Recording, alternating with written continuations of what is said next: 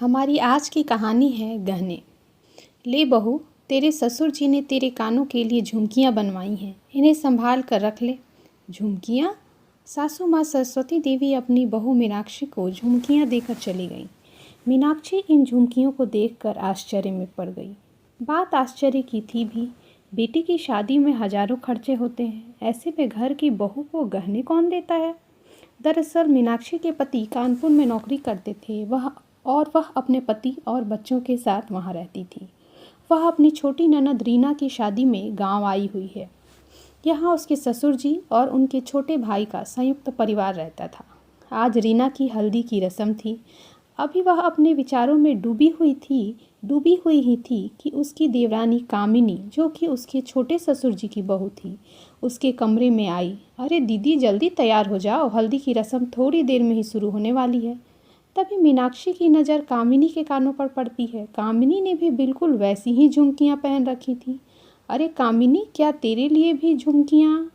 हाँ दीदी, बड़े बाबूजी ने आपके सोने के हार को गलवाकर एक जैसी ही 3 झुमकियाँ बनवाई हैं, आपके, मेरे और रीना के लिए। रीना के लिए तो उसमें एक लंबा चैन भी बन गया, वजन था आपके हार में, कहकर कामिनी कमरे से बाहर चली गई।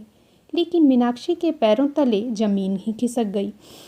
मेरा सोने का हार तुड़वा दिया और मुझे बताना भी ज़रूरी नहीं समझा, और यह झुमकियाँ क्या मुझे सांत्वना देने के लिए? रीना की तो शादी है तो उसके लिए गहने बनवाना फिर भी समझ में आता है, लेकिन देवरानी कामिनी को झुमकियाँ देने की क्या ज़रूरत थी? क्या इसी दिन के लिए ससुर जी और सासू माँ ने मेरे गहने अपने पास रख लिए थे? ऐसे हजारों सवाल उसके दिमाग में घूम रहे थे। तभी पतिदेव कमरे में आए। अरे मीनाक्षी, तुम अभी तक तैयार नहीं हुई और इतनी परेशान नज़र क्यों आ रही हो? मीनाक्षी सारी बातें अपने पति को बताती है। सुनकर उन्हें भी बुरा लगता है, लेकिन वह उसे समझाते हैं कि कोई बात नहीं, एक हार ही तो तुड़वाया है, मैं तुम्हें बाद में बनवा दूंगा। और फिर रीना मेरी छोटी बहन है। खैर, मीनाक्षी ने भी संतोष कर लिया कि घर की बेटी की शादी है। उसने किसी से कुछ नहीं कहा। शादी अच्छे से संपन्न हो गई और वे वापस कानपुर आ गए। बात आई गई हो गई। 4 साल बाद मीनाक्षी अपने परिवार सहित वापस अपने गांव आई है। उसके पति के छोटे भाई की शादी होने वाली है।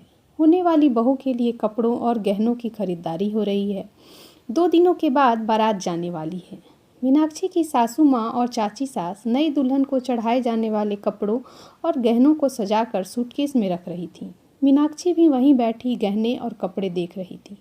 तभी चाची जी ने कहा, जीजी, नई बहू के लिए हार तो बड़ा सुंदर बनवाया है, लेकिन एक चेन भी क्यों नहीं बनवाया? शादी के मंडप में गहने ही तो शोभा बढ़ाते हैं। अरे भाई, अब चेन और कंगन बड़ी बहू के ही इस्तेमाल कर लेंगे। यह देख छोटी, आज ही सुनार के यहाँ से साफ करके मंगवाए हैं, लग रहे हैं ना बिल्कुल नए।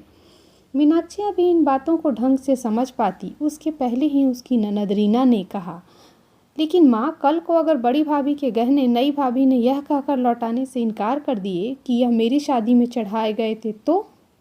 अरे चुप कर, ऐसा कुछ नहीं होगा, और अगर ऐसा हो भी गया तो मेरी बड़ी बहू बहुत समझदार है।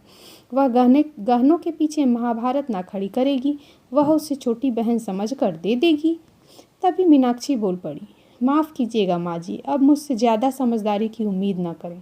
रीना की शादी में आपने मेरे गहनों का जो किया, मैं यह समझकर चुप रही कि घर की बेटी की शादी है, लेकिन अब देवर की शादी में मैं यह समझदारी नहीं दिखा पाऊंगी। बेहतर होगा आपने नई बहू के लिए जितने गहने बनवाए हैं उतने ही मंडप में चढ़ावे के लिए ले जाएं और मेरे बचे हुए गहने मुझे वापस दे दें।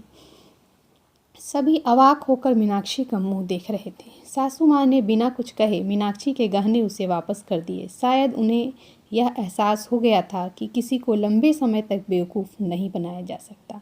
Thanks for watching and please like, share and subscribe to our channel.